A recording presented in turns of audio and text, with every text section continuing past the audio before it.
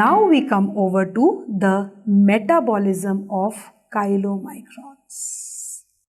अभी तक हमने क्या पढ़ा? अभी तक मैं जस्ट आपको ब्रीफ कर देती हूँ। मैंने आपको क्या बताया कि कौन कौन सी क्लासेस हैं एपोप्रोटीन्स की,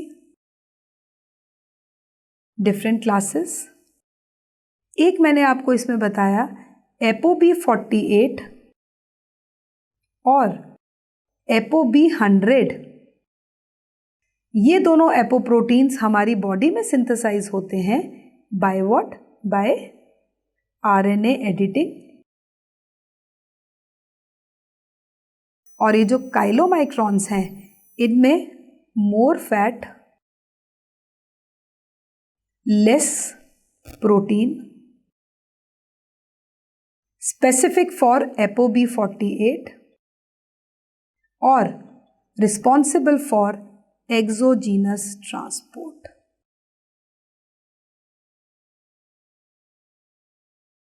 किसका? Of TGs। कहां पे?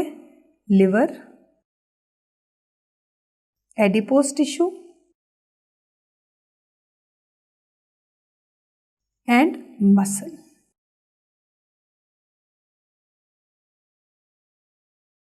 राइट? और ये तीन तरह के पूरे अपने मेटाबॉलिज्म के पूरे करियर में ये तीन बनाते हैं। एक सबसे पहला होता है नेसेंट, जो बिल्कुल बाहर निकलेगा, मैच्योर और काइलोमाइक्रॉन रेमिनेंस। अब how the metabolism is made possible, this we are going to study, जो बहुत ही इंटरेस्टिंग है। अब देखो, सबसे पहले फॉर्मेशन ऑफ नेसेंट काइलोमाइक्रॉन्स। ठीक है, क्योंकि हमारा जो डाइजेशन हम पढ़ते हैं, डाइजेशन में हम पढ़ते हैं एब्जॉर्प्शन, तो ड्यूरिंग एब्जॉर्प्शन ये नेसेंट काइलोमाइक्रॉन्स बनते हैं। Assembly of this in the intestine transported by the lymphatics. और वैसे भी जब भी हम कभी भी फैटी रिच डाइट लेंगे, देखेंगे तो हमारा जो लिम्फेटिक फ्लूइड होगा वो वाइट होगा, मिल्की वाइट। क्यों? क्योंकि due to the concentration, increased concentration of this. अब नेसेंट से बना हमारा मैच्योर। अब मैच्योर कैसे बना? ये हमारे पास काइलोमाइक्रॉन है, सिंपल। जैसे ही ये आगे बढ़ा, इसने क्या किया? इसके पास आ गए C2 और ApoE, बड़ा हो गया। अब इसमें है क्या क्या? इसमें है हम कोलेस्ट्रॉल है, इसमें कोलेस्ट्रॉल एस्टर है, इसमें फॉस्फोलिपिड्स है और ऑब्वियसली TGs तो है ही है, क्योंकि TGs को ही तो कैरी कर रहा है ये, वो सब इसके अंदर प्रेजेंट है। अब देखो, अभी आगे मूव करेगा, हमें क्या करना है? हमें इसमें से चीजें निकालनी है, क्योंकि तो ट्रांसपोर्टर है ना। तो चीजें हम कैसे निकालेंगे? जब जब निकाल लेंगे जो कुछ बचेगा वो हो जाएगा रेमिनेंट। अब नाउ सी, जहां पे भी जाएगा, whether it is adipose tissue, whether it is the muscle, line पे आपके एंजाइम कौन सा प्रेजेंट है? लाइपोप्रोटीन लाइपेज प्रेजेंट है, क्योंकि अभी तो ये सिर्फ एडिपोज टिश्यू पे जा रहा है ना। लाइन पे आपका लाइपेज प्रेजेंट है जो इसको वेलकम कर रहा है। अब वो वेलकम कैसे करेगा इसको? देखो, ApoC2 will activate lipoprotein lipase, clear? तो LPL is already located on the blood walls of blood capillaries, anchored to the endothelium by negatively charged chains of heparin sulphate. अब forget about this, what you remember here is hydrolyse करेगा TGs को in mature chylomicrons. See, किसमें? To fatty acid and glycerol. बचेगा क्या? Remnant काइलोमाइक्रॉन, क्योंकि इसका purpose ही यही है कि ये कोशिश करेगा TGs को निकाले। साइज कम हो जाएगा इसका, इसको हम बोल देंगे रेमिनेंट है ये। तो ये बन गया रेमिनेंट। अब ये जो रेमिनेंट काइलोमाइक्रॉन है ये क्या करेगा? Now see, this remnant chylomicron will be finally accepted by the liver. Very important, ultimately इसकी डिग्रेडेशन लिवर पे ही जाकर होती है।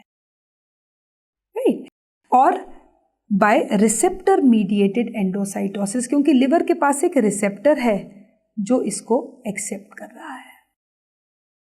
This receptor is ApoE. So remnant chylomicrons is completely finished when it enters inside the liver. Uptake is mediated by ApoE via two ApoE dependent receptors, LDL and LRP. LDL तो simple LDL receptor है और LDL receptor related protein is this. तो endocytosis is there.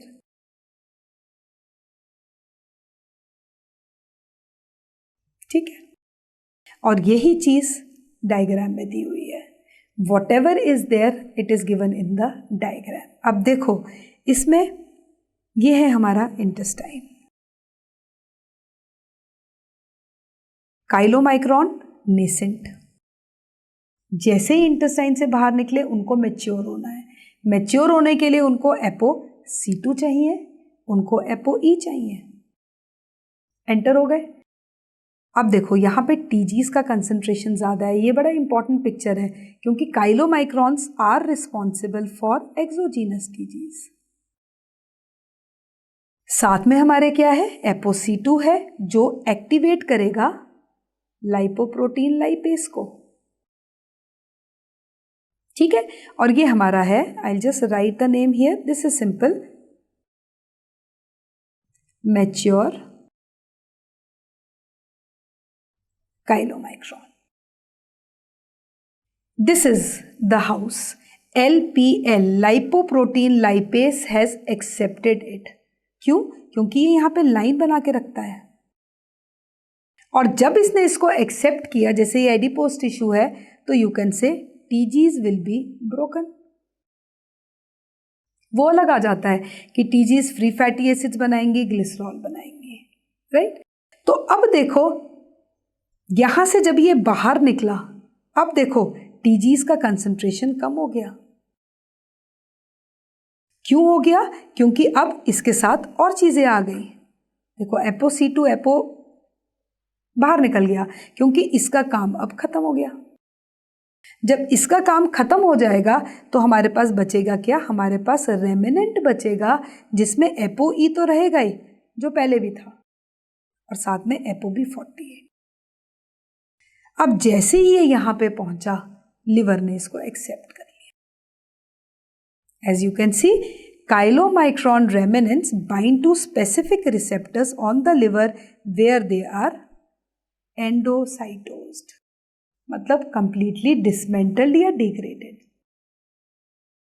And यहां पे चले गए. और you can see intestinal mucosal cell secrete nascent. अच्छा, ये तो यहां का आ गया. Produced primarily from dietary lipids. So ये क्या है? This is metabolism of chylomicrons.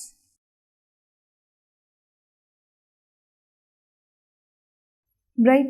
अब ये है इसमें टाइप 1, ये हम बाद में डिस्कस करेंगे जब हम अपने डिफरेंट टाइप ऑफ हाइपरलाइपोप्रोटीनेमियाज करेंगे. क्योंकि देखो बेसिकली वैसे ही समझ लो कि अगर ये एंजाइम एब्सेंट है, से इफ आई से LPL is absent, what will happen? Concentration इनका बढ़ जाएगा. And that is what exactly happens. जब LPL की deficiency होती है, type 1 hyperlipoproteinemia, there is increased concentration of chylomicrons, जिसको हम hyperchylomicronemia भी बोलते हैं. वो इसीलिए बोलते हैं. ठीक है, तो ये पढ़ा हमने मेटाबॉलिज्म काइलोमाइक्रॉन्स का. Right? Difference between nascent, mature and remnants and the use of ApoB48. ठीक है, फिर इसके बाद हम आते हैं metabolism of VLDL and LDL. अब देखो VLDL और LDL में सबसे इंपॉर्टेंट चीज जो पता होनी चाहिए, let me just, this is very low density lipoprotein और this is low density lipoprotein. अब सी, कई बार फिर से स्टूडेंट्स इसमें कंफ्यूज हो जाते हैं, वेरी लो से लो कैसे बनेगा। अब होगा क्या इसमें, VLDL और LDL में अगर हम डिफरेंस देखें तो डिफरेंस क्या है? डिफरेंस ये है कि एक तो VLDL से LDL की सिंथेसिस होती है और बीच में IDL बन जाता है हमारा, intermediary density lipoprotein.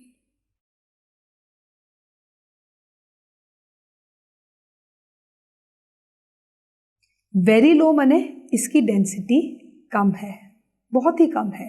Low density माने इसकी डेंसिटी भी कम है। इसका मतलब क्या है कि इनमें एक तो प्रोटीन कंटेंट वेरी करेगा और इनमें फैट कंटेंट भी वेरी करेगा। ठीक है ना।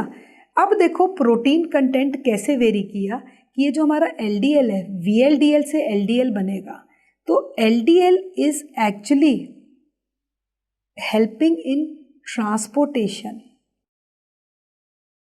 Of cholesterol. इसका मतलब क्या है कि ये लो डेंसिटी है। लो डेंसिटी का मतलब क्या है, इसमें फैट है। अब फैट किस फॉर्म में है? कोलेस्ट्रॉल की फॉर्म में है। इसीलिए LDL हमारा बैड कोलेस्ट्रॉल है। ठीक है, और ये क्या करता है, कोलेस्ट्रॉल को लेकर जाता है टू एक्स्ट्रा हेपेटिक टिश्यूज।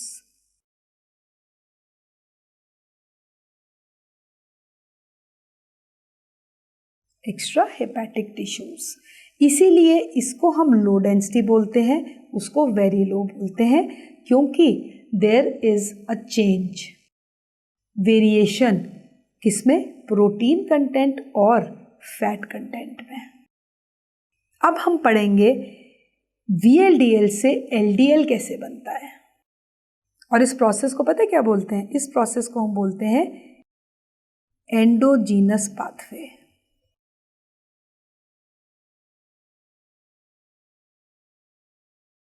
और transport of endogenous TGs from the liver to extra hepatic tissues.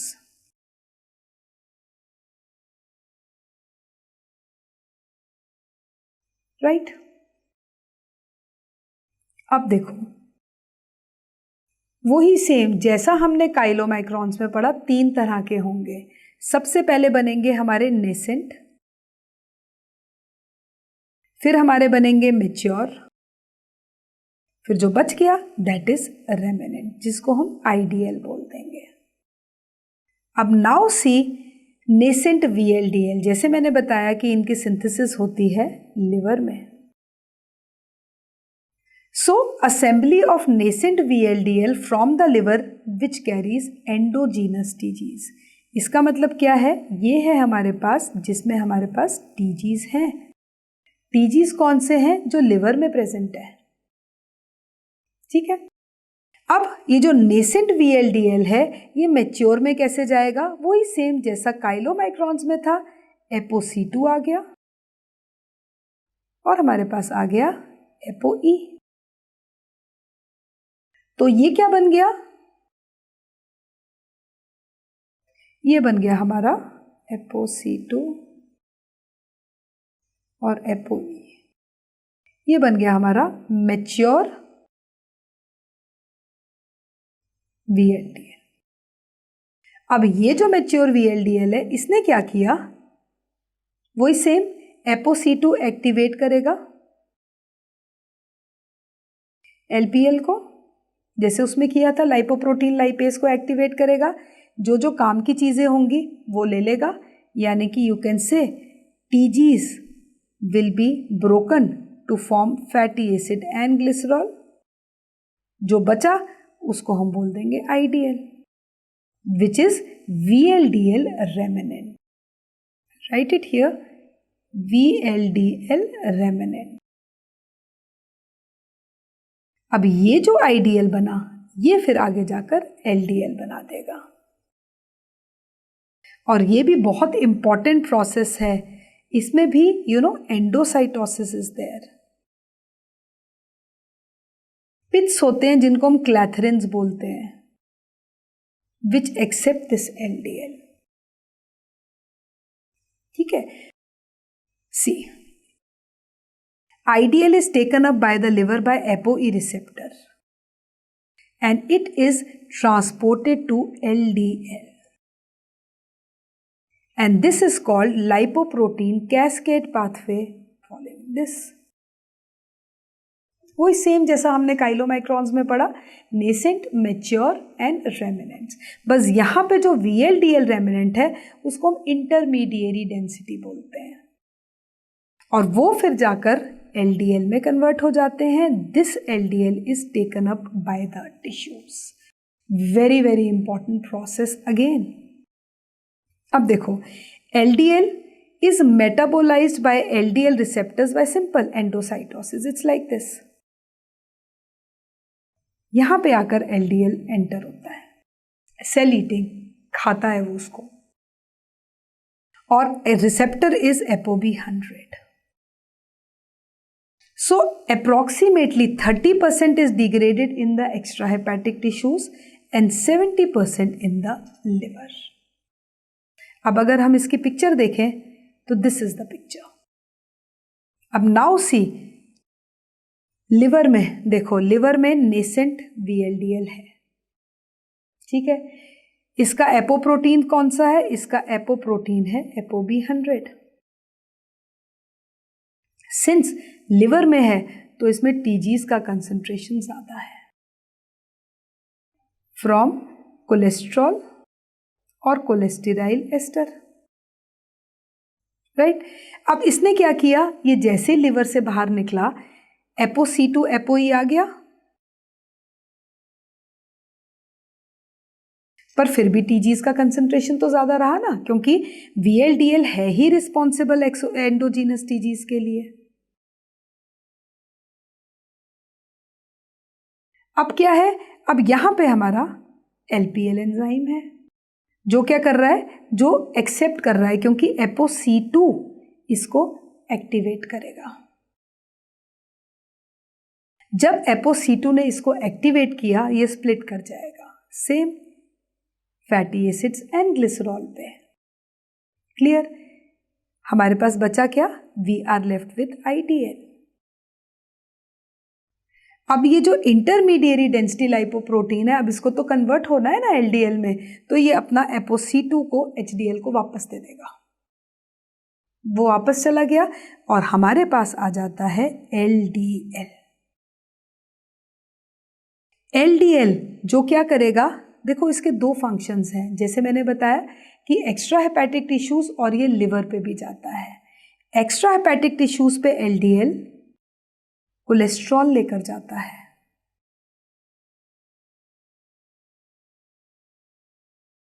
Extra hepatic tissues. ठीक है, और फिर ये डिग्रेड हो जाता है वहां पे लिवर में जाकर। That is what is written here. See enters in the liver and in the extra hepatic tissues. और इस LDL को हम बैड कोलेस्ट्रॉल भी बोलते हैं, क्योंकि ये कितना ज्यादा लेकर जा रहा है cholesterol. Increased concentration of LDL, increased concentration of VLDL, increased concentration of cholesterol, which is actually, तभी हम कहते हैं LDL एथीरोजेनिक है, लीड्स टू CHTs। सो ये क्या है, ये है हमारा मेटाबॉलिज्म किसका? VLDL का, जिससे LDL बनता है। राइट, फिर जैसे ये भी बहुत इंपॉर्टेंट है, cellular Uptake and degradation of LDL। This is cellular Uptake. इसमें मैं आपको यहीं पे बता दूं, जैसे मैंने आपको बताया ना, क्लैथरिन्स होते हैं। क्लैथरिन्स एक तरह से ना पिट लाइक होते हैं जो इनको एक्सेप्ट करते हैं। सी, कोलेस्टेराइल एस्टर और एपोप्रोटीन B100 है, ये रहा हमारे पास क्लैथरिन। इसने क्या किया, सिंपल, एंडोसाइटोसिस इज देयर, इसको ले लिया, इसके आगे ऐसे एक लेयर बना दी और this is how it is digested, sent to the lysosomes where it is digested, converted into fatty acids. जो कुछ इसमें बचेगा कोलेस्ट्रॉल का, वो कोलेस्ट्रॉल हमारा ACAT एंजाइम से एस्टर बना देगा। ठीक है, दूसरी तरफ अब ये देखो, this is how it is occurring, तो this is synthesis of cholesterol and synthesis of LDL receptors is there, but this is simple cell mediated endocytosis made by clathrins, और इसमें फोम सेल्स बनने शुरू हो जाते हैं। There is formation of foam sales,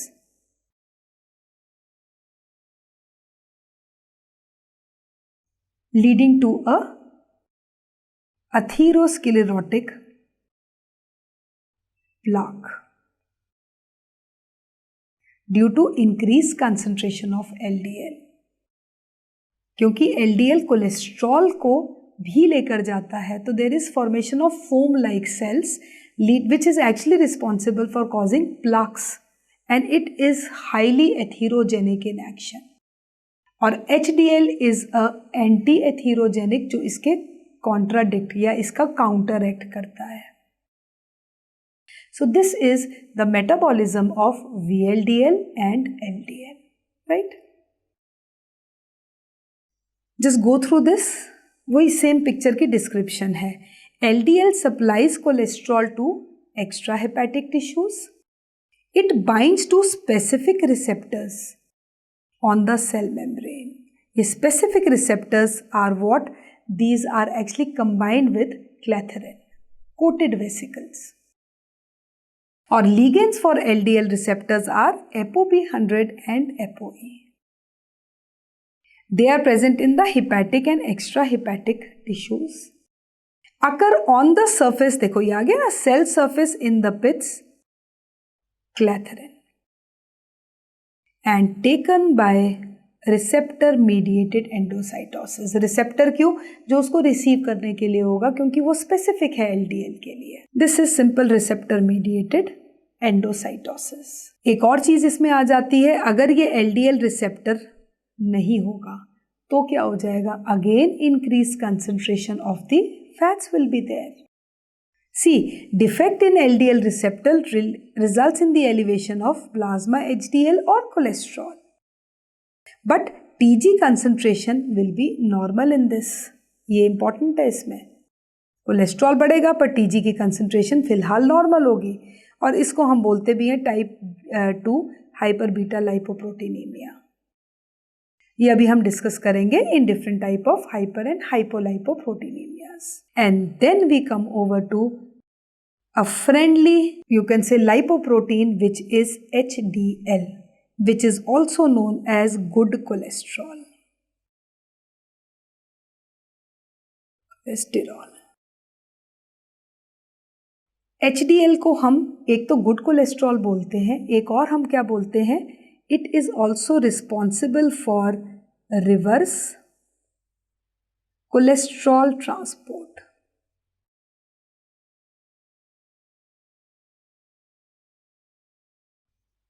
HDL is responsible for reverse cholesterol transport.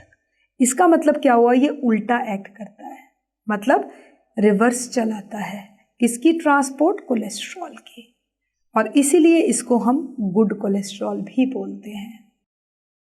और तीसरा important point, इसका जो एक्सेप्टर एपोप्रोटीन है, मेनली इट इज एपोए,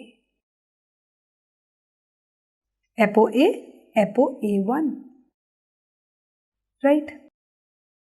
साथ में इसके ApoE भी होता है और ApoH भी होता है। ApoE, this is rich in lysine और arginine to some extent, basic amino acids में होता है, तो एक तरह से ये हेल्पफुल है, यू कैन से। और ऑब्वियसली इसमें प्रोटीन ज्यादा है, so it is more dense, और इसमें फैट कम है। इसीलिए ये फास्टेस्ट मूविंग फ्रैक्शन बी है। अब पढ़ेंगे हम इसका मेटाबॉलिज्म। अब इसकी सिंथेसिस होती है लिवर और इंटेस्टाइन में। है नेसेंट ही है, देखो nascent HDL is synthesised and secreted from the intestine and the liver. अब इसमें है क्या, इसमें एपोए, जैसे मैंने बताया ApoA is the major apoprotein associated with HDL और साथ में कोलेस्ट्रॉल, राइट। अब एपोए1 एक्ट कर रहा है LCAT पे। LCAT is the one which is actually responsible for forming cholesteryl ester. ठीक है, एपोए1 ने LPL को एक्टिवेट किया, LCAT को एक्टिवेट किया, कोलेस्टेराइल एस्टर बनना शुरू हो गया। ठीक है, इसका मतलब देखो LCAT कोलेस्ट्रॉल को नॉन पोलर उसमें कर रहा है, और ये क्या करेगा ना, नॉन पोलर को ले तो ना स्फेरिकल HDL बना देगा, ऐसे like this is spherical HDL। ठीक है, सिंपल सा है। नेसेंट हमारे पास HDL है, नेसेंट HDL में हमारे पास क्या है, कोलेस्ट्रॉल है, और एपोए इसको एक तरह से हेल्प कर रहा है। एपोए1 क्या कर रहा है, LCAT को भी ट्रिगर कर रहा है, जिससे ज़्यादा से ज़्यादा कोलेस्ट्रॉल एस्टर बन सके, क्योंकि cholesteryl ester is the transportable form of cholesterol. अब आफ्टर दिस HDL एक्सेप्ट करेगा कोलेस्ट्रॉल फ्रॉम अदर लाइपोप्रोटीन्स, क्योंकि HDL का मेन रोल ही कोलेस्ट्रॉल के साथ है। ठीक है, और इट चेंजेस, जैसे जैसे जितना ज़्यादा कोलेस्ट्रॉल आता जाएगा ना, उतना उतना वो स्फेरिकल बनता जाएगा। ठीक है, और फिर ये जो अब क्या है वो उसको लेकर जाएगा लिवर पे, where it is degraded to cholesterol. So HDL is actually bringing cholesterol to the liver for the synthesis of bile acids. This is what is its metabolism. अब जैसे मैंने बताया कार्डियोवैस्कुलर फंक्शन इसका क्या है, रिवर्स कोलेस्ट्रॉल ट्रांसपोर्ट में help करता है ये।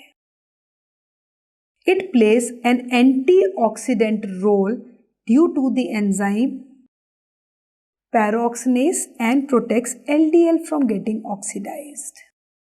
सो एक तरह से ये एथीरोजेनेटिक जो इसका एक इन्फ्लुएंस है LDL का, उसको कम करता है।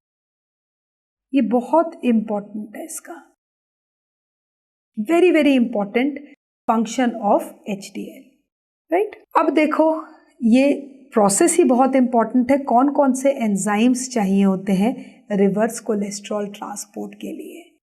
LCAT, lecithin cholesterol acyl transferase, required for synthesis of cholesteryl esters. ठीक है, अब एपोए1 इसकी एक्टिविटी को बढ़ाएगा, seen associated with HDL and esterify cholesterol in HDL। Simple concept है, ये HDL क्या करेगा, it will activate LCAT। What happens is we get cholesteryl ester जो लिवर में चला जाएगा। I will see if there is a picture. Seen एसोस, हाँ एक ये भी तो होता है CETB। CETB is the protein which is responsible for the transport of cholesterol ester. It stands for cholesterol ester transfer protein. Facilitate transfer of cholesterol ester from HDL to other lipoproteins in exchange of TGs. And cholesterol ester that is transferred to others find its way to liver by IDL and LDL. Right? अब ये तो हो गया हमारा HDL। एक हमारे पास non HDL cholesterol भी होता है। अब वो क्या होता है नॉन HDL, मतलब it represents all cholesterol present in potentially atherogenic lipoproteins. क्योंकि HDL क्या कर रहा है, HDL तो कोलेस्ट्रॉल की डिग्रेडेशन कर रहा है।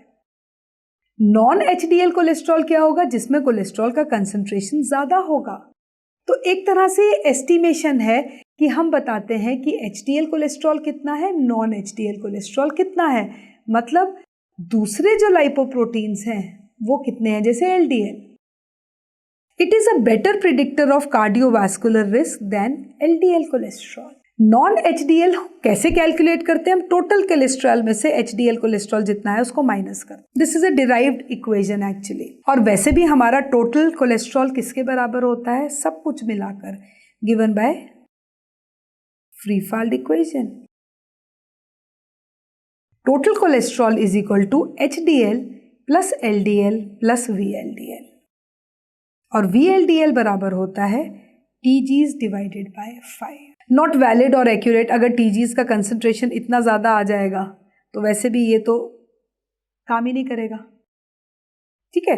But overall non HDL cholesterol is a better indicator of cholesterol. और कैसे कैलकुलेट करते हैं? This is the equation.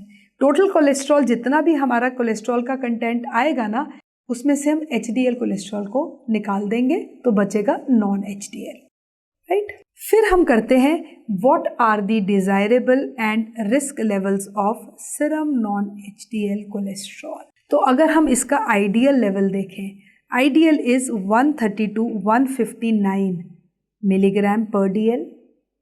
अगर हम इसका बॉर्डर लाइन देखें तो बॉर्डर लाइन इज रफली touching 189। Body is at high risk when non-HDL cholesterol is more than 190 और very high above 220। क्योंकि ये क्या बता रहा है? ये एक तरह से एथीरोजेनेटिक इंडेक्स बता रहा है बॉडी का। So there is a difference between HDL cholesterol and non-HDL cholesterol.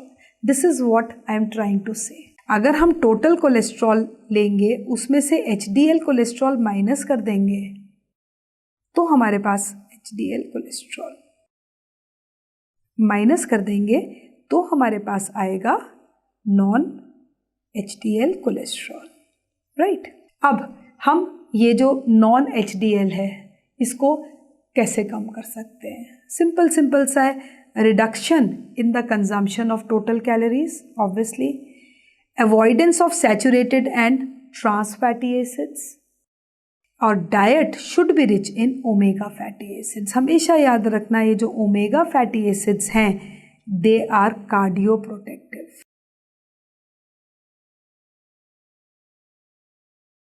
In action, very important, ठीक है। सो ये है डिफरेंट मेजर्स। हम कैलोरी इनटेक कम कर सकते हैं, हम ट्रांस फैटी एसिड्स कम कर सकते हैं, क्योंकि ये जो TFAs होते हैं they also increases the concentration of LDL। So LDL भी एक तरह से क्या है? नॉन HDL कोलेस्ट्रॉल ही तो है। और trans fatty acids are very harmful, क्योंकि ये बनते हैं सिस फैटी एसिड से, इनकी कैटालिटिक हाइड्रोजनेशन होती है। Similarly saturated are also harmful, क्योंकि they are solid at room temperature. जो इनका बाहर होता है वही चीज़ इनकी बॉडी में होंगी, वो सॉलिडिफाई कर जाएंगे, leading to hardening of arteries. और ये आ गया हमारे पास HDL का फेट, जो मैंने अभी आपको बताया था। सिंपल सा कंसेप्ट है इसमें, nascent HDL, this is lecithin, this is lysolecithin, और जो दिस इज P की जगह L है। LCAT एंजाइम जो रिस्पॉन्सिबल है कोलेस्टेराइल एस्टर में। तो यू कैन सी ये कंबाइन करके क्या करता है? सिंपल सा LCAT कोलेस्टेराइल एस्टर्स इनको डिग्रेड कर देता है, and you see there is a spherical HDL। This is how it works. और सिंपल ये है रिवर्स कोलेस्ट्रॉल ट्रांसपोर्ट,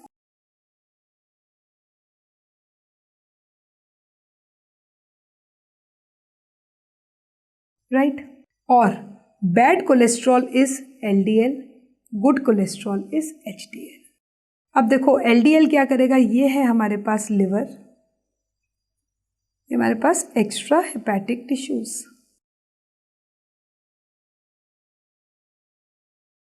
LDL लेकर जाएगा लिवर से एक्स्ट्रा हेपेटिक टिश्यूज को पे कोलेस्ट्रॉल को।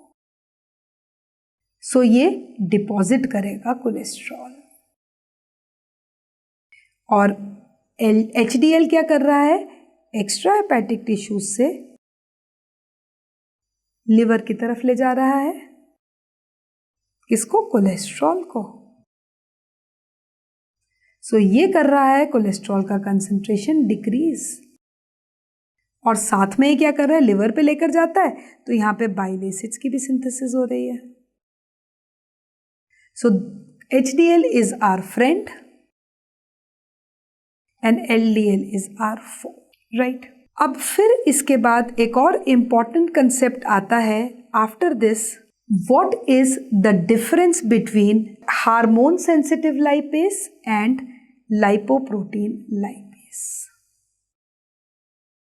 इसमें एक मोटा सा डिफरेंस है कि इंसुलिन इनहिबिट्स HSL और promotes LPL। On the other hand glucagon promotes HSL and inhibits LPL। Hormone sensitive वो इसलिए क्योंकि ग्लूकागॉन हमेशा एक्ट करता है ड्यूरिंग कैटाबॉलिक स्टेट। माने होगा क्या कि हार्मोन सेंसिटिव कि जब भी कभी कंसंट्रेशन फैट्स की कम होगी या यू कैन से कम होगी, so this glucagon along with epinephrine and नेफ्रिन ये इसकी ऑक्सीडेशन बढ़ा देगा। ऑक्सीडेशन बढ़ाने से बॉडी को एनर्जी मिल जाएगी। This is the function of this glucagon, right. So this is how you can से metabolism of fats is regulated. So in today's video what we discussed was, I discussed about the metabolism of lipoproteins. So I hope आपको ये समझ आया होगा।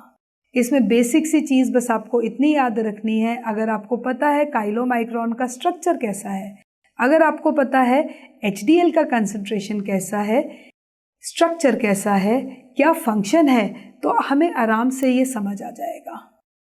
सो this is all about today's video. I hope आपको ये clear हुआ होगा and thank you for patiently listening to my lecture. Thank you so much. Have a great day.